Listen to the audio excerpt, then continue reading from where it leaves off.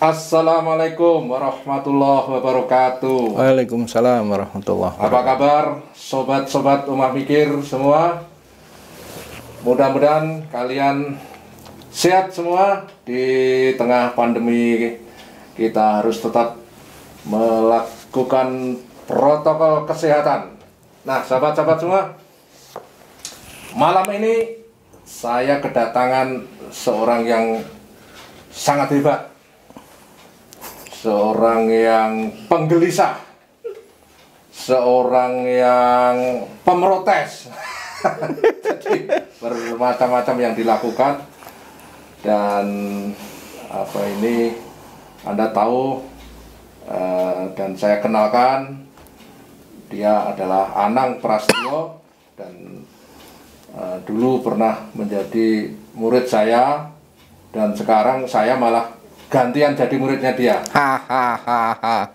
Dan kita ingin menggali pengalaman-pengalamannya setelah kemana-mana, ya jadi guru, jadi ustadz, jadi mentor, jadi kepala sekolah, jadi seniman atau pelukis, jadi penggerak komunitas seniman di Tulungagung dan di mana-mana. Wah, ini pokoknya aktivitasnya luar biasa orang satu ini. Dan tidak pernah lelah, selalu mobile. Ya, saya selalu mengikutinya dari medsos, ya, dari Facebooknya dia, dari ya informasi-informasi yang dikirimkan ke saya. Saya menandai dia ini tipe orang penggelisah. Apa kabar, Nang? Alhamdulillah baik Pak Juli. Ya, Mbah Guru. Ya, saya ini terus terang sangat memperhatikan gerak-gerik Anda. Ya, saya selalu curiga sama kamu.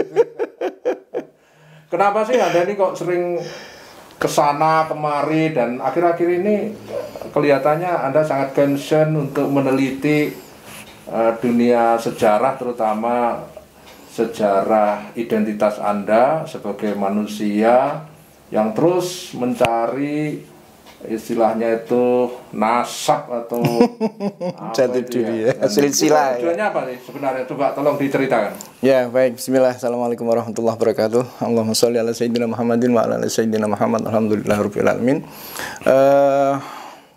Jadi begini Pak Juli, bahwa manusia itu harus paham tentang sangkan paraneng dumadi kan gitu. Wah. Dari mana, mau apa, kemana kan gitu. Dan satu tolong karena banyak yang mungkin tidak ngerti bahasa Jawa. Sangkan paraneng dumadi itu kalau di Indonesia kan apa? Ya, manusia itu adalah dari mana kita bermula, kemudian mau apa sih kita itu di dunia yang kebetulan kita berada di alam fana ini, dan sejatinya karena kita itu adalah manusia surgawi kan gitu. Itu ya, hanya surga dulu, penduduk surga.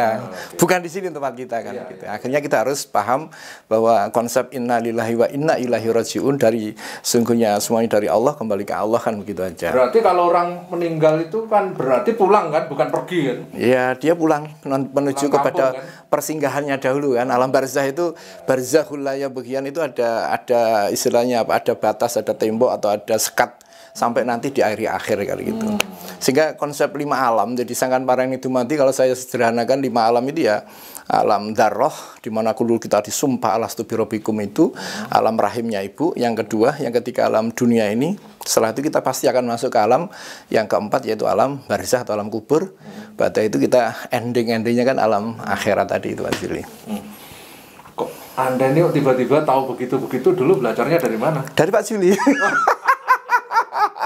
Kan Mbak Guru. Jangan memfitnah saya ya. Jangan memfitnah saya. Jangan percaya ya. Jangan percaya ya. Kalau saya pernah menyetujui dia. Jadi kegelisahan saya itu eksplorasi kemana gitu. Saya tuh kan gini ya Pak Juli. Jadi waktu saya kecil udah dapat cerita dari ibu misalnya. Ibu itu cerita, "Le, mbahmu biyen nih prajurit pangeran Diponegoro," kayak gitu itu kan. terus dia pulangnya itu kepalanya dalam kondisi tidak ada, tapi naik kuda terus akhirnya dimakamkan. Itu satu cerita. Ada cerita lagi dari ibu saya juga, Mbah Bunyamin kuwi dari mana itu, dari Purworejo Bagelen jalan kaki sampai ke Trenggalek sambil membawa mahar untuk menikahi Mbah Putrimu. Nah itu cerita-cerita kayak gitu itu bagi saya asik gitu loh asli. Jadi keren itu untuk ukuran saya. Kok bisa gitu ya kan gitu, sehingga akhirnya saya berpikir terdorong untuk menelusuri. Ternyata ibu saya tanya, "Bu, lah bapak Mbah Bunyamin ini sinten?" Ndak pirsa. Saya tanya bule saya, ndak tahu juga. Nah, akhirnya ketika SMA kemudian saya juga diberikan penegasan lagi oleh ibu saya itu, ada cerita kiai yang juga melakukan laku lampah jalan kaki itu aja. Akhirnya kan 2017 itu tanpa terencana, jadi alam bawah sadar, saya langsung bulan Desember 2017, saya kok pengen ngikut jejak napak tilasnya mbah saya tadi itu, dalam rangka yang menyusuri gitu dia, menyusuri jejak silsilahnya beliau ke siapa. Walaupun akhirnya di dalam perjalanan sampai ke 15 hari perjalanan dari Tulungagung sampai ke Salatiga saya lanjut, kemudian dari Salatiga, tapi waktu itu naik kendaraan bersama anak istri karena isarohnya kan begitu ya, isaroh langit menurut saya begitu. Wes selingkuh cukup tekan Salatiga wae lah ya. Disitulah kemudian saya sama istri dan anak-anak saya sampai untuk pertama kali sepanjang hidup saya, Pak Juli, saya dijumpakan dengan makom atau dengan masjid Santren Bagelen untuk pertama kali sepanjang saya. Sehingga waktu itu ya kayak orang apa ya, ekstase atau orang, ya Allah, mbah saya di sini ini, saya bilang gitu. Walaupun secara kasat mata saya tidak melihat di situ katakanlah leluhur beliau, belum ketemu bahkan sampai hari ini. Itu baru tatkala saya kali ke-5. Jadi kalau kali ke-4 kan saya ngajak Mas Mi ke Susanto, itu saya ajak ziarah ke makam leluhur kami itu di Syekh Baidowi itu di Santren. Baru setelah ke-5 saya ziarah di sana, kan maaf awal-awal itu pokoknya intinya mbah saya itu berusaha memutus lah informasi tentang siapa leluhur beliau sisian. Tapi itu saya kemudian tatkala ziarah yang ke-5 itu saya baru mendapati satu, menurut saya peristiwa yang apa ya, mengejutkan saya lah.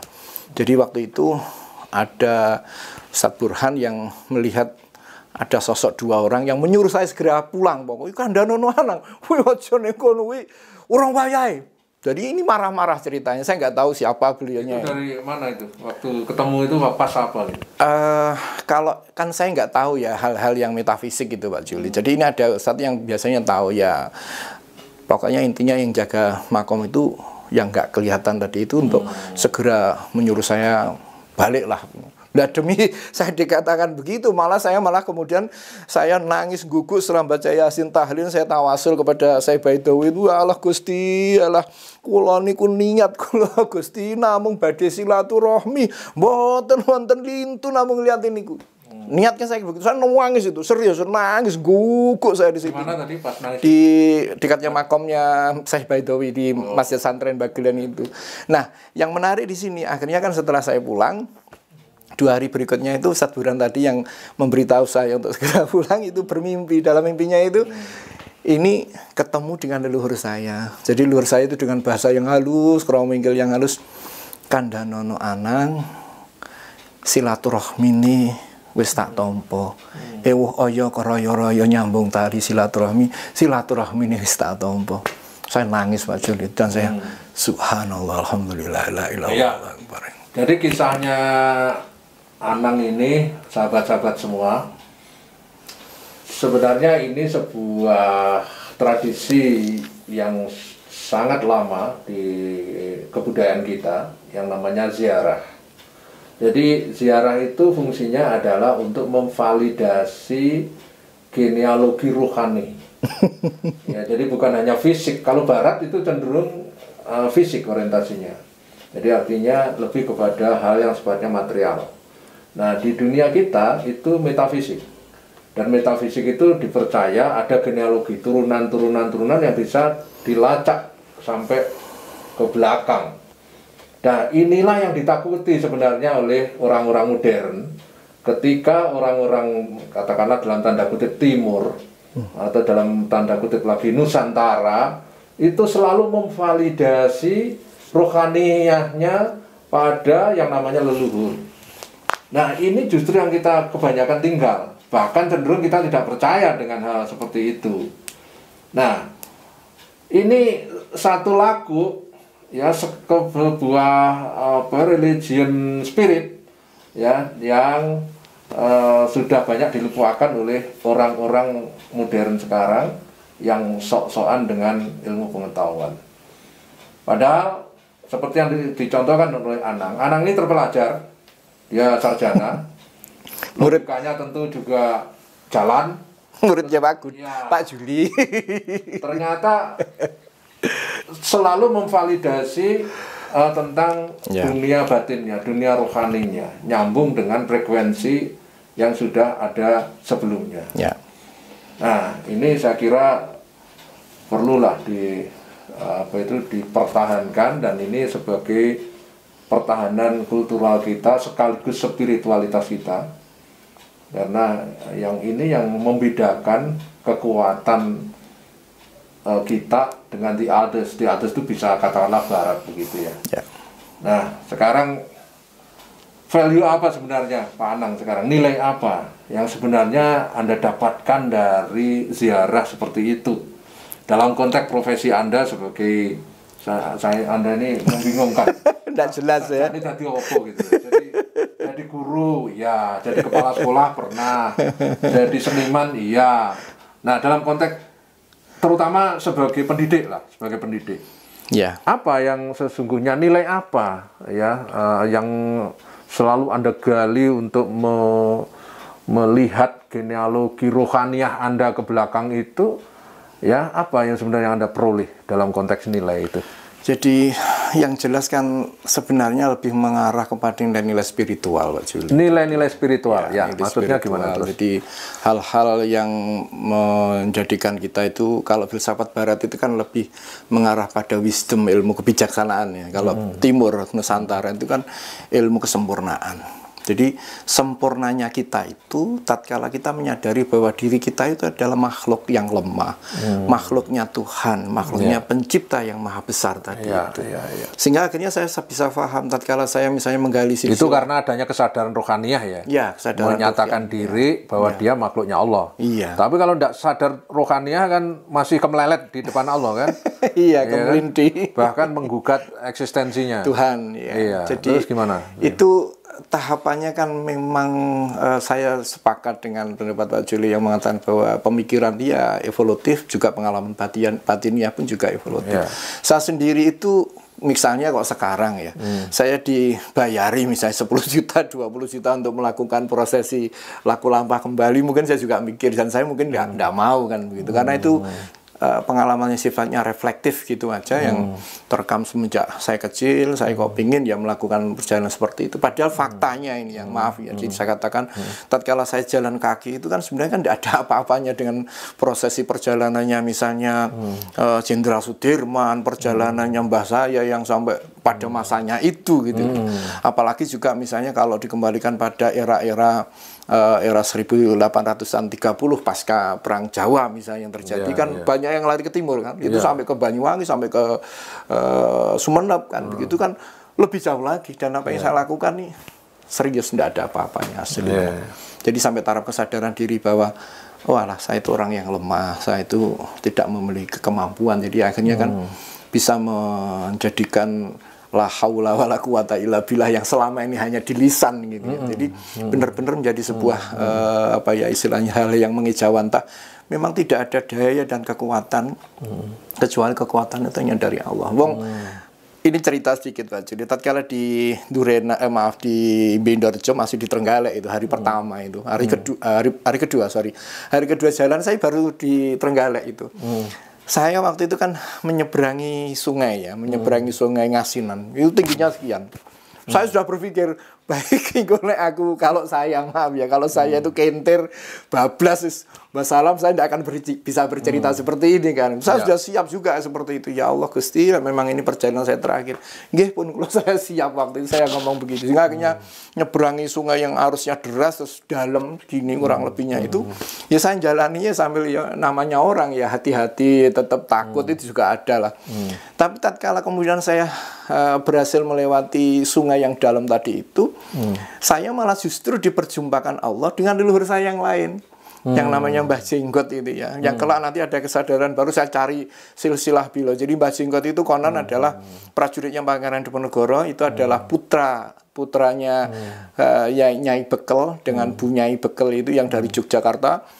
Yang ini Bu Nyai Bekel ini sampai anaknya 3 lari sampai ke timur ke Nganjuk, ada yang di Pacitan, satunya lagi ditaruh di pesantren Tegasari waktu itu. Nah, yang dari Pacitan ini sampai akhirnya lari ke Trenggalek mendirikan Masjid Sidomulyo itu yang disebut Mbah Hafid Abdurrahman itu. Lah saya ketemu dengan makam itu.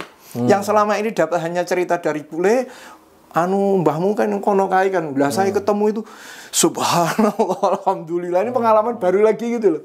Jadi proses ya kalau saya progresivitas seperti itu memang kadang-kadang di luar nalar kita. Jadi pengalaman seperti itu akhirnya saya sadar, walah ini sini. Walaupun pada saat itu saya menyangka ya, namanya dzon, namanya persangkaan ilmiah itu kan sebagaimana Nabiullah Ibrahim mencari Tuhan kan, proses mencari Tuhan kan tidak bisa langsung ketemu Allah kan enggak, melalui menyangka matahari, menyangka bulan Tuhannya. Saya pun juga begitu, saya pikir ini adalah mbah leluhur saya dari Mbah Jalur, Mbah Zainah, Mbah Canggah saya. Setelah 2021 saya mendapati sebuah buku silsilah, saya baru dong. Jadi pengetahuan itu kayak kita ngomong eureka, Allah kan gitu. Allah jebulane kan. Nah, setelah saya lacak, ternyata bukan gitu loh. Jadi tapi di sini ada galir apa istilahnya yang pada sebab Juli tadi, jalur genealogisnya kan begini ternyata dari ibu saya punya simbah, punya ibu namanya Mbah Mutiatun, Mbah Mutiatun punya ibu namanya Mbah Zainah ya. Mbah Isminah, sorry. Mbah Zainah itu buyut saya, Mbah Canggah saya itu Mbah Zainah nikah dengan Mbah Kasih Abdullah Sugun. Nah, Mbah Zainah ini yang catatan saya katanya dari Hafid Abdurrahman Mbah Jenggot tadi, ternyata kan bukan. Ternyata Mbah Zainah itu putrinya Mbah Yai Nur Cahyo. Mbahnya Nur Cahyo naik lagi ternyata itu Muhammad Tasrif menikah dengan Nyai Bekel. Nyai Bekel ibunya Hafid Abdurrahman tadi. Oh, berarti tidak satu jalur, tapi saya lebih ketemu kepada ibunya tadi yang Nyai Bekel dengan menikah dengan Mbah Muhammad Tasrif. Jadi di jalur itu ketemu kan gitu aja. Tapi sementara ini sampai detik hari ini saya belum menemukan leluhur dari Mbah Bunyamin dari Mbah Kakung saya tadi. Itu pun hanya informasi batiniah adik saya Nasruddin Latif itu, Mas asmane Mbah Jaidi Kromo. Nggih. Ya sebatas itu aja. Itu pun kalau saya ngikuti apa yang sampaikan Cak Nun, informasi apapun itu kan ojo dilebah ya ojo dilek. Jadi selama ini masih saya kunyah-kunyah gitu aja. Tadi nanti kalau wis ketemu, oh iya bener, nah baru saya lek gitu. Ya, jadi ada seorang peneliti asing ya, orang Australia namanya Josh Quinn. Dia itu mengamati peristiwa orang berziarah sebagai sebuah tradisi spiritualitas yang tadi saya katakan menvalidasi jalur rohani, bukan sekedar jalur biologis, jalur fisik. Kalau di dunia sana, sebelah sana, namanya Barat itu, walaupun saya tidak suka menggunakan terminologi Barat Timur itu terlalu mensimplifikasi ya. Pandangan dualistik, pandangan bipolar itu menurut saya terlalu menyederhanakan persoalan ya. Tetapi begini, memang yang menonjol dari laku orang-orang Nusantara itu memang aspek-aspek spiritualitasnya, karena memang sejak kita lahir itu sudah dunia metafisik itu, dunia niskala orang Bali bilang itu, dunia yang intangible itu betul-betul menjadi muatan yang menyatu dengan eksistensi kita sebagai manusia. Tapi begitu kena sistem pendidikan modern, yang materialisme, yang sekolahan itu, itulah yang mereduksi kemampuan kita yang seolah-olah manusia itu fakultas yang paling harus didahulukan itu rasional. Itu karena sistem pendidikan menganut jalur sekolah, dan sekolah itu diturunkan dari tradisi Eropa. Dan kita tahu tradisi sekolah di Eropa itu pun adalah anak dari revolusi ilmu pengetahuan setelah Renaissance abad ke-15. Nah, sebenarnya orang Eropa sendiri itu juga melenceng dari awal karena sebelumnya tidak menggunakan terminologi sekolah. Artinya tidak ada lembaga sekolah itu. Sehingga ya dulu itu sebenarnya menyerupai kayak pesantren di Eropa pun. Karena kita tahu bahwa orang Eropa punya revolusi ilmu pengetahuan juga nyantri di timur. Pada saat itu Islam itu sudah menjadi mercusuar ilmu pengetahuan di Baghdad. Ya, di Baghdad, dan kemudian para ilmuwan di Islam saat itu banyak menerbitkan buku, ya, dan kemudian dipelajari oleh sarjana-sarjana di Eropa, sebagian diterjemahkan ke bahasa sana. Itulah yang kemudian mengantarkan dia masuk ke zaman Renaissance. Nah, itu fakta sejarah, dan banyak publikasi yang mengatakan baik ditulis oleh orang Islam sendiri maupun yang non-Muslim. Nah, jadi saya ingin kembali kepada tradisi ziarah tadi. Jadi dulu pun ya di Eropa pun sebelum Renaissance itu juga ada tradisi yang semacam itu, pergi ke leluhur, kepercayaan pada mitos, mitologi, itu kan sebenarnya itu sambungan secara simbolik dari dunia rohani, ya, dunia spiritualitas. Zaman Yunani itu, iya, ya, di situ. Nah, lama-kelamaan setelah Renaissance muncul revolusi ilmu pengetahuan sampai revolusi industri sampai sekarang, itulah yang kemudian celakanya kita itu mengakui, mengamini, dan kita jadikan paradigma pendidikan kita. Karena akhirnya otak kita itu tidak dibikin organik tetapi dibikin linier.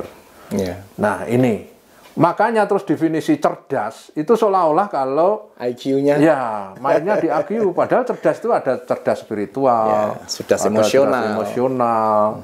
Nah, Pak Anang ini yang saya tahu sebagai guru itu mengembangkan seluruh potensi kecerdasan itu. Ceritakan Pak Anang, gimana Anda mengembangkan murid-murid Anda itu tidak linier gitu loh. Iya. Ya kalau saya kebetulan... Kan saya sudah sukses melahirkan kamu yang... Amin. Iya. Gimana? Jadi kan saya hanya dulu itu kan waktu saya di SMP itu kan yang memahami bahwa karena saya kebetulan ngajar seni budaya kan gitu ya. Jadi konsepnya dulu pengertian seni budaya adalah hasil cipto, rasa, karso kan begitu kan. Nah, itu kemudian setelah saya gaduk-gadukkan, dan saya sendiri juga sudah tentu saja menguasai misalnya taksonomi Bloom misalnya gitu kan. Ada semua kognitif, afektif, psikomotor. Ternyata itu mitosnya orang pendidikan itu. Ini saya justru setelah hampir 30 tahun saya menyampaikan materi-materi kajian entah di anak mahasiswa, anak perkuliahan, atau juga pegawai-pegawai itu dari surat Ali Imran 164. Apa itu? Saya sampai hafal. Jadi Allah berfirman dalam surat Ali Imran 164 yang ini menurut saya adalah kurikulum pembinaan atau kurikulum peradaban yang dibangun oleh Rasulullah. Allah mengatakan begini. Sebentar. Ini sahabat-sahabat, saya tuh nyari guru yang kayak gini. Jadi artinya itu ada pijakannya yang jelas ketika itu sudah menyambut aspek-aspek yang bersifat esoteris. Ya, jadi kita ini sebagai guru kadang-kadang hanya terlalu esoteris. Soal RPP, soal administratif lah. Ya, administratif, itu aja. Seragam, yang diubah-ubah seragam sekolah. Yang diatur itu bukan soal begini, kemampuan menggali dan bukan memanfaatkan, jadi menyambungkan dengan nilai-nilai spiritual, dalam hal ini agama, rujukannya jelas. Inilah yang ingin sebenarnya Indonesia diselamatkan dengan cara-cara seperti itu. Ya, silakan. Saya pengen Anda ini menjadi guru penggerak yang menggunakan jalur seperti itu gitu. Kan biar khas dan menemukan sesuatu yang beda. Karena memang seperti yang Pak Juli sampaikan, jadi menjadi sesuatu yang tadi itu organik lah. Jadi fitrah al bahasa lain kan organik. Jadi Allah berfirman dalam surat Ali Imran, "A'udzubillahi minasyaitonir rajim. Laqad manallahu 'alal mu'minina id ba'atsa fihim rasulan min anfusihim yatslu 'alaihim ayatihi wa yuzakkihim wa yu'allimuhumul kitaba wal hikmah wa in kanu min qablu lafi dhalalim mubin." Sungguh Allah telah mengutus Allah telah memberikan anugerah ya kepada alal mukminin, kepada orang yang beriman, itba'atsa fihim, ketika diutus kepada mereka seorang rasul dari golongan mereka sendiri yang ternyata tugasnya ketiga. Yang pertama yatslu alaihim ayatihi, yang kedua wa yuzakkihim, dan yang ketiga adalah wa yu'allimuhumul kitaba wal hikmah. Golongan mereka sendiri maksudnya podo menungsone kan, podo menungsone kan gitu ya. Bukan terus wong Arab gitu maksudnya. Bukan. Ini kan insan itu kan menyeluruh ya. Siapapun saja yang mengatakan dirinya manusia. Selama dia paham silsilahnya tadi itu. Padahal sebelum kedatangan Rasul mereka dalam kesesatan yang nyata. Jadi kesesatan yang nyata itu kemudian terubah hanya dalam tempo 13 tahun kan gitu ya.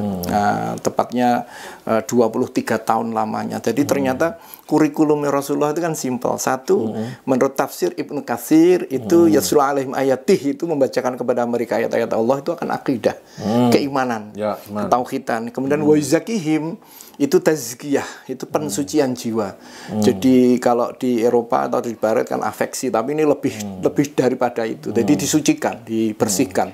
Kemudian mengajarkan melalui upacara malahan. Doktrinnya begitu ya. Dan yang ketiga adalah wa yu'allimuhumul kitaba wal hikmah, dan mengajarkan, ini yang menarik, mengajarkan. Sakofah itu mengajarkan kepada mereka Alkitab dan Al-Hikmah. Jadi hikmah-hikmah apapun dari manapun itu diajarkan. Dari konsepnya akidah, tazkiyah, sakofah ini yang akhirnya kalau bahasanya Mas Ari Ginanjar, saya kan elek-elek trainer Pak Juli ya. Itu wilayah spiritual quotient, wilayah emotional quotient, dan wilayah intelektual atau intellectual quotient kan. Nah, dari tiga ini saya dulu berpikir bahwa ini berjalan parsial.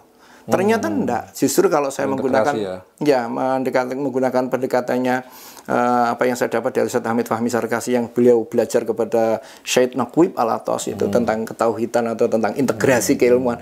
Jadi ketiga-tiganya ini kan satu kesatuan. Kayak Hamid Bukontor itu ya? Ya. Coba perhatikan, mana wilayah spiritual yang diajarkan di dalam taksonomi Bloom, bahkan taksonomi Anderson, tidak ada. Jadi agama itu tidak ada. Sejak kecil kita diajarkan bahwa tidak diajarkan lah di dalam, misalnya kita belajar biologi. Saya membayangkan andai kata ada guru biologi yang mengajarkan tentang misalnya embriologi, anak-anak sekalian, subhanallah ya Allah itu, nah misalnya kayak gitu itu loh. Atau misalnya kan dulu waktu di SMP saya diajarkan astronomi atau fisika misalnya, di situ ada hukum-hukum alam atau misalnya teorinya Big Bang yang diambil dari surat dalam Al-Quran yang sama, atau embriologi dalam Al-Quran juga sama kan begitu. Saya pun juga sebagai seorang guru pendidik baru sadar, paham istilahnya. Jadi ada doanya Rasulullah kan, Robbi zidni ilma warzuqni fahma. Saya baru paham bahwa duh Gusti Allah, Robbi zidni, Tuhanku tambahkanlah aku ilmu. Endingnya warzuqni fahma, dan anugerahilah aku kefahaman. Pemahaman saya kan di sini akhirnya setelah lulus 96 berarti kurang berapa tahun. Lagi dong. Alah kurikulum jeketek tadi ya diajarkan di kampus. Wow, aku taksonomi Bloom itu kognitif, afektif, psikomotor, itu sesuatu yang wow kan begitu kan. Jadi pembelajaran harus melibatkan psikomotorik anak. Saya sampai di wilayah kognitif itu saya pelajari betul teori otak kanan, otak kiri itu sampai seperti itunya, sehingga akhirnya sampai taraf kesadaran ini, tatkala Allah, Tuhan yang menciptakan manusia itu memberikan anugerah potensi berupa pikiran, potensi berupa hati, kolbu untuk merasa. Seni budaya itu kan di wilayah kolbu. Lebih utamanya kan dia dominan. Walaupun tetap pengetahuan itu juga dibutuhkan. Jangan sampai kita pisahkan. Nah, ending dari pengetahuan kemudian juga wilayah batiniah, wilayah kolbu ini itu kemudian dipasrahkan kepada Allah. Bahwa tatkala kita melukis, hakikatnya apa sih sebenarnya? Itu adalah untuk sarana beribadah, sarana zikir. Sehingga tatkala saya melukis itu hakikatnya adalah wilayah zikir saya kepada Allah. Jadi, misalnya saya pernah melukis Pak Juli pada saat bulan Dzulhijjah itu, pas wukuf Arafah itu kan sunahnya kan berpuasa. Saya melukis itu. karena saya belum haji, sama dengan Pak Juli ya, belum ya. Tapi sudah umroh. Oh, sudah umroh. Kan modal. Enggak, bedanya kan wukuf tadi kan enggak ada wukuf kalau umroh kan. Tapi gitu. sudah lewat situ saya. Sobat-sobat, jadi tadi yang dibicarakan sahabat kita dari Tulungagung ini tinggalnya di Tulungagung. Dan tadi profesinya macam-macam. Saya sendiri yang pernah menjadi gurunya dia, entah diakui entah tidak ya. Itu diakui. Besok tak bikin sertifikat. Ya, kemana-mana saya sampai bingung. Kadang-kadang WA saya sudah di atas gunung, lalu dia malang kerik di tengah jalan, ya sampai saya seket itu. Ya. Dan seterusnya. Intinya itu saya selalu melihat-lihat perjalanan ya orang yang pernah berinteraksi dengan saya dan membekas pada pikiran dan hati saya. Itu saya ikuti ya perjalanan keilmuannya, spiritualitasnya. Nah, khusus yang satu ini agak aneh memang ya, aneh dalam tanda kutip ya. Jadi artinya selalu mencari. Dan tadi soal ziarah tadi yang saya sendiri jarang melakukan ya, dulu pernah menelusuri makam-makam Wali Songo misalkan, itu ya sekedar karena tuntutan keilmuan sehingga saya harus mendatangi itu. Tetapi kalau Anang itu selain soal pengetahuan tetapi juga soal spiritualitas. Nah, ditarik dari apa yang dilakukan, tentu kaya pengalaman batin yang kemudian pengalaman itu ditransformasikan, ditransmisikan, ditularkan ya frekuensinya itu kepada terutama pada murid-muridnya atau kolega-koleganya. Nah, bagaimana Nang, Anda ketika memperoleh pengalaman spiritualitas itu, pengalamanmu itu seperti generator yang kemudian menciptakan medan magnet, ya, kemudian medan magnet itu mampu menarik, menyetrum, ya, memberikan getaran pada orang-orang di sekitarmu, terutama pada anak didik Anda sebagai guru, ya. Itu seperti apa? Nanti kita ngomong kepada proses kreatif ya. Ini sekarang sebagai pendidik dulu. Ya. Gimana? Jadi memang kalau pengalaman waktu kecil ya Pak Jul, memang terus terang ini endapan dari pendidikan ibu saya khususnya itu yang sangat membekas memang. Ibumu itu apa profesinya? Ibu saya guru SD. Oh, guru. Jadi guru ke guru.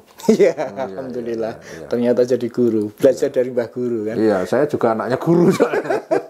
Nah, saya ingat ya Pak Jul waktu ngasih kuliah dulu kan terkesan dengan mbah beliau atau ayah yang mungkin yang disebut Mbah Guru. Jadi seperti itu. Jadi saya melihat sosok ibu itu adalah misalnya tatkala saya tahu kemampuan saya misalnya matematika saya, sehingga kenapa pelajaran di kuliah dulu yang akuntansi lemah kayak gitu itu.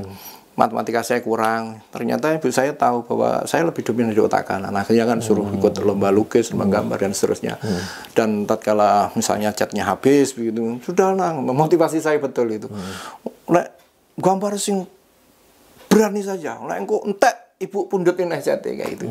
Jadi itu akhirnya ternyata dalam perjalanan sangat membekas. Jadi sampai kemudian ketika saya SMP, SMA menjuarai berbagai macam lomba lukis sampai kemudian terbawa sampai 2003 finalis Indofood Art Award. Bagi saya kan excited bagi saya. Dan juga termasuk 2015 masuk finalis guru seni budaya internasional pada saat itu. Masuk juga di guru seni berlari yang diadakan oleh Galeri Nasional Jakarta. Sehingga itu bagi saya kanugrahan, kalau saya katakan ini sebenarnya adalah anugerah pemberian dari Tuhan yang seyogianya ini kamu gunakan untuk apa? Apa hanya untuk dirimu sendiri ansih kan gitu. Padahal dulu kalau kita di kampus kan diajarkan eksistensialisme kan gitu, untuk dirinya aku-akuannya kan gitu. Sampai kemudian saya karena ya barokahnya ngaji kalau saya mengatakan dari guru kami Abi Ihya Ulumuddin, maupun juga saya berguru pada guru kebudayaan M. Hainun Najib, misalnya saya sampai taruh kesimpulan bahwa hadisnya Rasulullah itu benar. Khairun nasi anfa'uhum linnas. Sebaik-baik manusia itu adalah yang bisa bermanfaat kan. Dan ini kemudian mengijawanta tatkala saya laku lampah itu saya mendapati filosofi daun itu ya karena laku lampah. Jadi misalnya orang Jawa mengatakan ilmu temengani kanti laku ya ternyata dengan melaku ya ternyata ketemu juga ilmunya. Jadi saya sampai taraf kemudian mengumpamakan seperti daun itu lah. Jadi daun itu dia tumbuh, kemudian dia berkembang. Tatkala dia dewasa berkembang itu kan dia memberikan kebermanfaatan, baik secara internal untuk memberi makanan ketika tatkala dipapar fotosintesis itu, dia secara ke dalam memberikan makanan kepada anggota tubuh yang lain, bahkan juga dia memberikan kebermanfaatan untuk manusia, untuk lingkungan. Lain, Dan yang luar biasa yang saya dapati lagi, secara filosofis bahwa daun itu kan dia menyerap energi negatif yang berupa karbon dioksida. Tetapi yang ketika ini menerima, dia tidak mengeluarkan. Katakanlah misalnya kita dipisui, kita tidak membalas dengan pisuan juga kan, tapi dia membalas dengan kebaikan, yaitu oksigen kan. Dan tapi sekali-sekali misu kan boleh. Nggak apa-apa, misalnya kok awalan dan akhirnya CUK kan, dulu saya diajari gitu, kalau milih danco kan nggak boleh. Jadi kalau asam kecut, misalnya ada kirim asu, kayak gitu itu kan nggak apa-apa ya. Saya kalau ngajari biasanya murid-murid saya, loh mana kok misal? Loh saya tuh memberikan contoh. Itu dulu waktu saya jadi kepala SD di Tuban 3 tahun itu ada murid saya. Ustadz, itu loh, teman saya tadi misuh, astagfirullahaladzim, dia tadi misuh dancok loh. Tapi saya sudah istighfar Ustadz, astagfirullah. Dia memberikan contoh sambil misuh gitu. Itu bagi saya pengalaman yang luar biasa. Sehingga kembali pada pertanyaan tadi, sehingga kita sebagai manusia, jadi dengan beragam embel-embel apapun ya, entah mau jadi guru, mau jadi trainer, mau jadi seniman sekalipun, ataupun jadi endingnya kan jadi manusia. Jadi yang namanya manusia itu sebaik-baik manusia, katanya Rasulullah itu adalah bisa bermanfaat. Nah, bermanfaat dalam artian apa? Ya sekecil-kecilnya. Karena saya itu misalnya tidak bisa memberikan pembelajaran kepada yang lebih senior, lebih tinggi lagi misalnya. Ya sudah saya untuk anak-anak. Kemarin saya anak-anak pada saat Agustusan kok dilala pas bulan Muharram itu saya kumpulkan anak-anak itu, kemudian saya bagi jadi 2 kelompok perang air kan itu kan, perang air, kemudian saya ajarkan di situ apa nilai-nilai kejujuran, nilai pengorbanan, sampai kemudian ya seperti itulah. Jadi oh iya ya, ternyata bermain sekalipun bisa memberikan kebermanfaatan untuk murid-murid saya, anak-anak saya yang kecil-kecil itu anak TPA itu. Itu mereka senang. Jadi minimal nyeneng nih orang gitu. Itu nggak gampang. Ternyata Pak Juli dari komunitas Padang Jinglang yang alhamdulillah saya bina ya, dengan bersyukur 11 tahun saya bina itu, yaitu Warzukni Fahma itu saya baru tahan. Padang Jinglang itu di Tulungagung. Di Tulungagung juga. Awalnya sih di Tuban dulu, waktu 2005-2008 saya kan jadi kepala SD. Waktu itu saya beri nama komunitas Padang Jinglang Anak, Padang Bulan waktu itu, Padang Bulan Anak, karena saya melihat saya tidak bisa setara Cak Nun misalnya di Padang Bulan. Tapi saya tak masuk di anak-anak aja lah, saya beri komunitas Padang Jinglang lah, itu Padang Bulan Anak waktu itu. Saya anak-anak saya ajak keluar melihat bulan. Coba lihat bulan ini loh yang dulu pernah disembah oleh Ibrahim, disangka Tuhan kayak gitu kan. Terus akhirnya kita bikin kreativitas permainan perang bintang, anak-anak bikin pesawat tembak-tembakan pakai laser kayak gitu kan. Malamnya kita beri cerita tentang Nabiullah Ibrahim mencari Tuhan, setelkan film, setelkan TV. Tidur, qiyamul lail, salat tahajud malam. Paginya saya ajak ke Pantai Bum waktu itu, melihat matahari terbit. Yang sangat mengesankan anak-anak kan di situ kami kenalkan dengan matahari. Kenapa kamu kok senang? Oh, dia adalah sumber panas. Kenapa kamu matahari? Oh, dia adalah ciptaan Tuhan, ciptaan Allah. Bagi saya itu pengalaman-pengalaman pembelajaran yang sebenarnya sangat masuk ke dalam ruhaniah saya. Jadi hakikat walaupun dengan melalui pembelajaran yang mungkin untuk ukuran kita sepele kan ini, tapi itu bermanfaat gitu Pak Juli. Jadi kita kenalkan dari ceritanya Nabi Ibrahim mencari Tuhan itu, sehingga akhirnya saya harus mengenalkan, kalau bahasanya Gus Bahak kan, ya Allah engkau itu nggak fair kalau tidak disampaikan kepada orang-orang ini kan begitu. Akhirnya kan suruh mengisahkan tentang Allah sebagai Tuhan pencipta alam semesta. Saya setidaknya saya sampaikan, sehingga nanti ketika saya kembali kepada Allah, Duh Gusti Allah, saya sudah mengisahkan tentang who are you, siapa engkau itu, sehingga tidak menjadikan anak-anak saya, misalnya murid-murid saya tidak harus mencari siapa hakikat Tuhan kan gitu. Karena teman saya sendiri pribadi 13 tahun mencari Tuhan, untung ketemu kan begitu. Kalau tidak ketemu karena dia anak pondokan, tidak pernah belajar filsafat macam-macam, masuk perkuliahan, terkena dengan ilmu filsafat tentang Nietzsche, tentang Marx dan sebagainya, akhirnya menganggap bahwa Tuhan Tuhan tidak ada. Dan itu 13 tahun loh Pak Juli. Dia cerita akhirnya ketemu itu hanya gara-gara kan sepele. Jadi ini kiainya itu, saya sepakat dengan kiai yang berpengetahuan, bukan kiai yang doktriner ya. Terus pokoknya Allah jadi takut nih ya doktriner. Tadi tatkala dia menjelaskan tentang, jadi Tuhan itu tidak ada loh Yai. Si kiai ini luar biasa. Bener kok ini. Memang Tuhan itu nggak ada.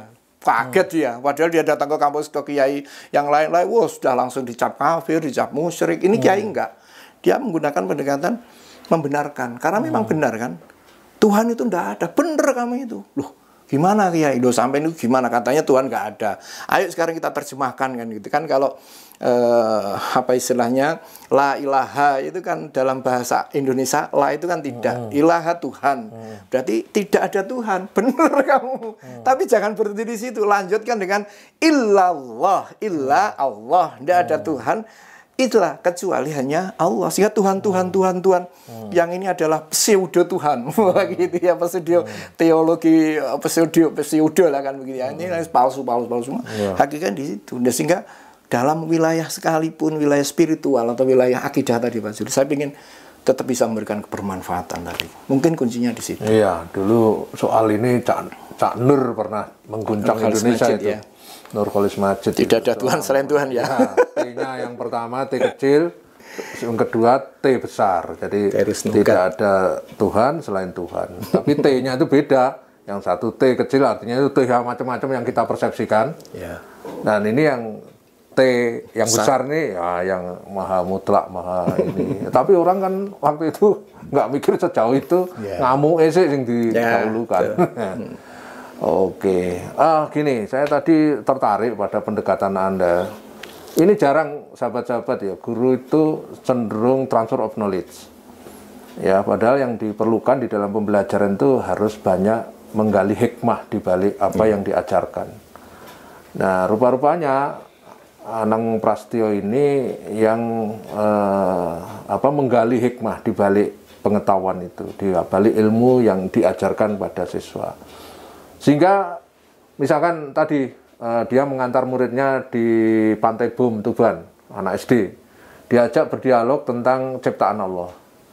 Ya padahal itu sebenarnya kan mata pelajaran yang terintegrasi ya, antara pelajaran itu sendiri, misalnya katakanlah itu pelajaran IPA gitu ya, tapi dia integrasikan dengan values spiritualitas.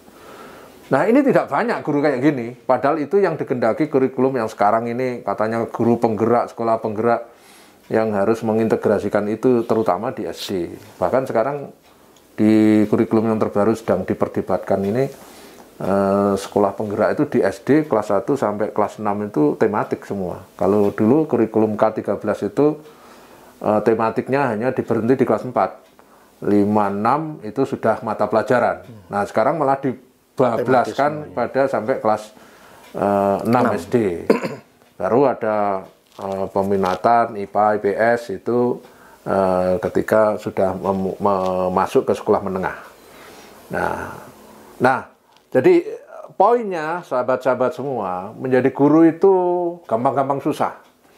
Ya, tetapi kalau mau belajar kayak ini Ustadz Anang Prasetyo ini, ya kan? Maka ini yang dicari guru zaman sekarang.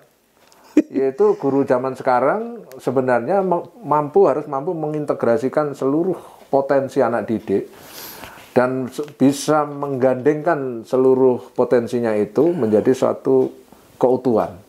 Yang saya kira itu tidak mudah untuk dicapai oleh seorang pendidik yang paripurna, artinya para pendidik yang mampu tidak terbayang-bayang lagi oleh apa yang disebut dengan taksonomi Bloom, yang akhirnya kayak jadi dewanya ilmu pendidikan. Padahal itu ternyata juga banyak hal di dimensi manusia itu yang masih banyak yang belum dikembangkan melalui taksonomi Bloom itu. Dan juga konyolnya di dunia pendidikan, sahabat-sahabat semua, itu terlalu sibuk pada kognitif. Ya. Terlalu sibuk pada kognitif. Sehingga sisi afektif, andai kata seluruh kita itu komit pada hanya 3 belum itu tadi ya, kognitif, afektif, psikomotorik. Di dunia pendidikan kita itu semua asesmennya ya itu hanya difokuskan pada kognitif. Ya, maka rapotan itu kan mesti angkoni ya. Jadi matematika 90, agama diangkani. Agama 90 lek 90 apa terus lebu surga kan enggak bisa begitu kan. Jadi itu kognitif yang dinilai itu kognitif. Ya sementara afektifnya sebenarnya itu harus membungkus afek kognitifnya itu. Memberikan penguatan, mengelaborasi yang kognitif itu melalui berbagai perilaku yang akhirnya membentuk moralitas itu.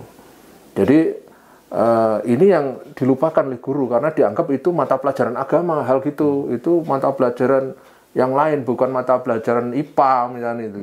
Termasuk wilayah tadi ketuhanan tadi, metafisik, akidah tadi. Betul. Itu kan nggak ada. Jadi kalau ada guru yang mampu mengelaborasi, mengintegrasikan belum tadi, saya kira akan keren karena ini tadi pemerintah dalam hal ini pendidikan itu masih sangat sibuk yang di aspek kognitif.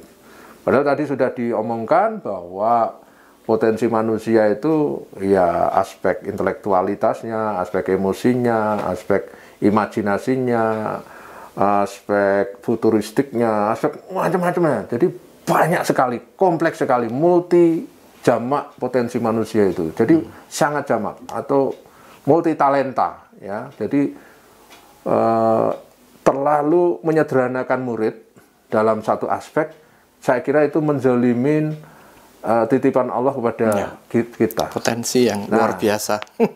Anang ini saya kira seorang guru yang berusaha untuk istilahnya itu mengelaborasi, menghikmai apa yang ada pada diri anak itu sebagai fitrah dari Allah itu sendiri. Nah, pada sikap seperti ini Anda gimana antara mengkritik pada mensikapi dunia pendidikan yang terlampau pada dunia kognitif, sementara Anda saya lihat prakteknya tidak seperti itu. Apa itu tidak bertentangan? Sering mengalami benturan tidak di dalam lapangan ini? Iya, justru kegelisahan saya sebagai seorang pendidik, sebagai seorang guru kan di situ, Pak Juli.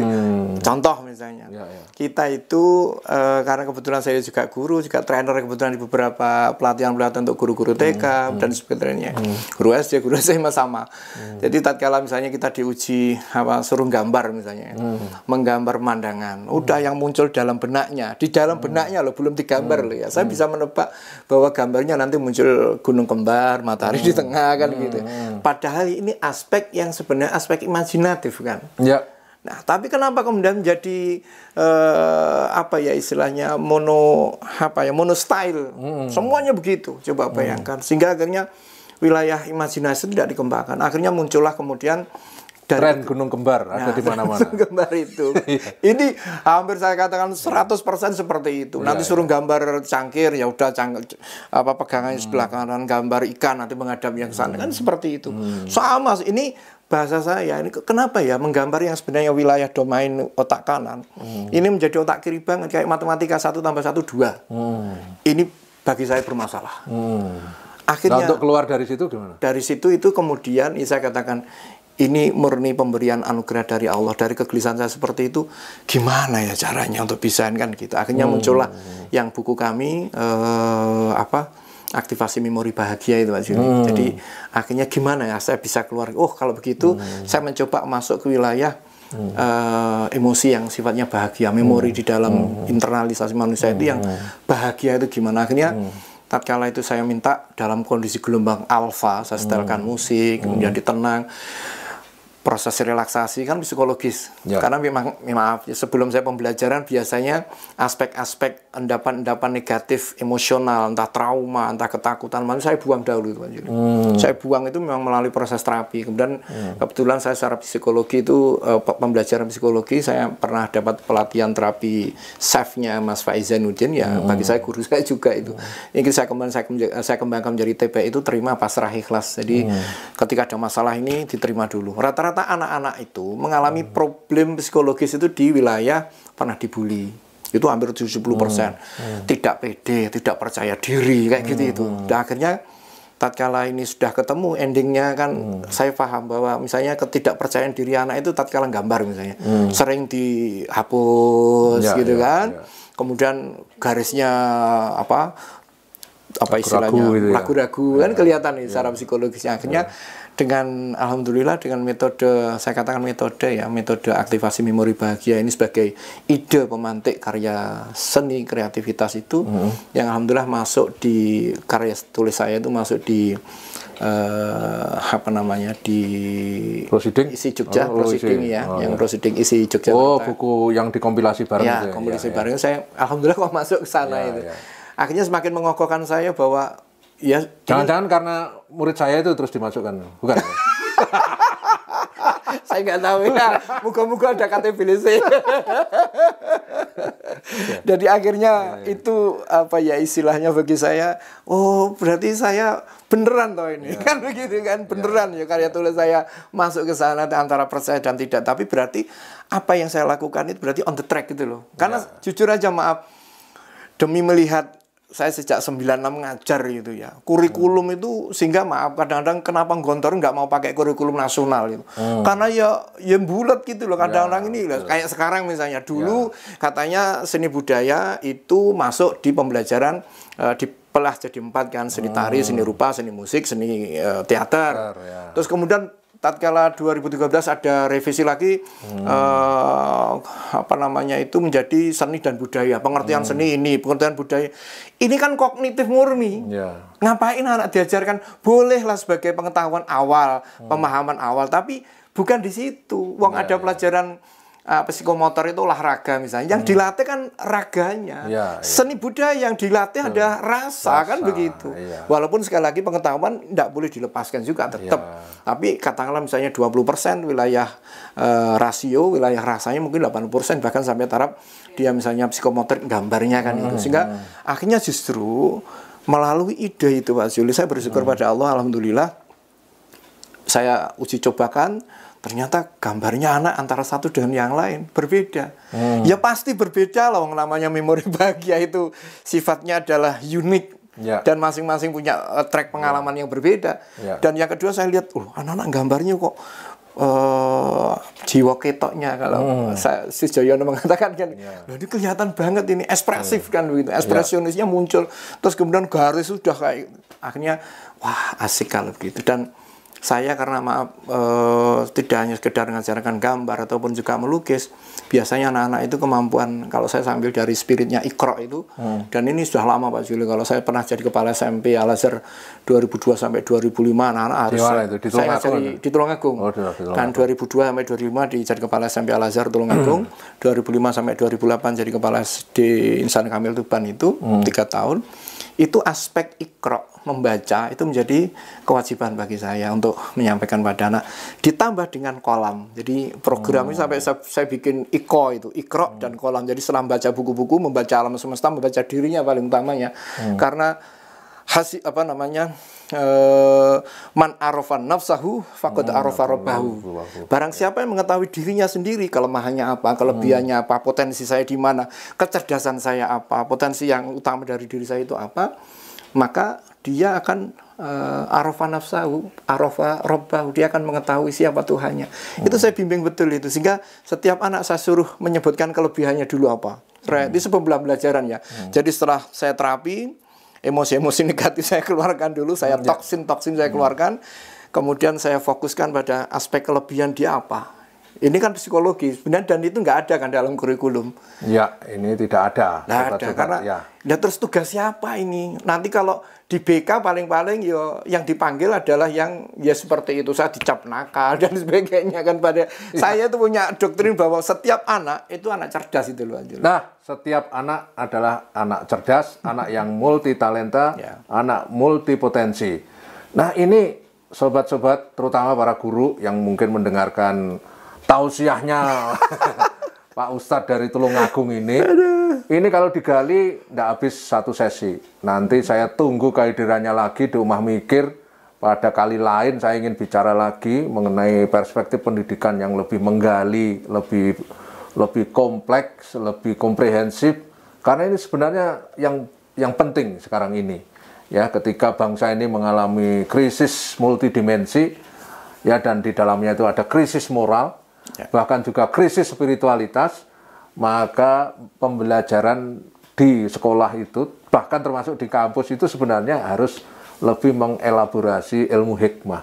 Jadi di balik fenomena itu kita gali dan didekati secara spiritualitas. Dikembalikan lagi kepada yang maha ilmu pengetahuan, yang maha kuasa, yang maha agung, Tuhan pemilik kehidupan ini. Saya kira itu pendekatan yang paling keren, dan saya merinding, ya, saya merinding di tangan saya karena ini yang sering kali kita lupakan dan sering kali bahkan kita lecehkan. Nah, ini yang harus kita pelajari terus, dan saya tunggu kehadirannya Pak Ustadz yang luar biasa ini. Dan saya belum ngomong, dia ini juga seorang pelukis. Nanti kita ketemu lagi ketika kesini lagi ke Rumah Mikir. Saya akan lihat dari aspek dia sebagai seorang seniman, apakah dari kesenimanannya itu juga berpengaruh pada etos pembelajarannya. Ini yang menarik, pendekatan kesenimanan dalam proses pembelajaran seni budaya di sekolah. Tunggu kehadirannya Anang Prasetyo pada sesi yang akan datang. Terima kasih, salam sehat, wassalamualaikum warahmatullahi wabarakatuh. Waalaikumsalam warahmatullahi wabarakatuh. Terima kasih.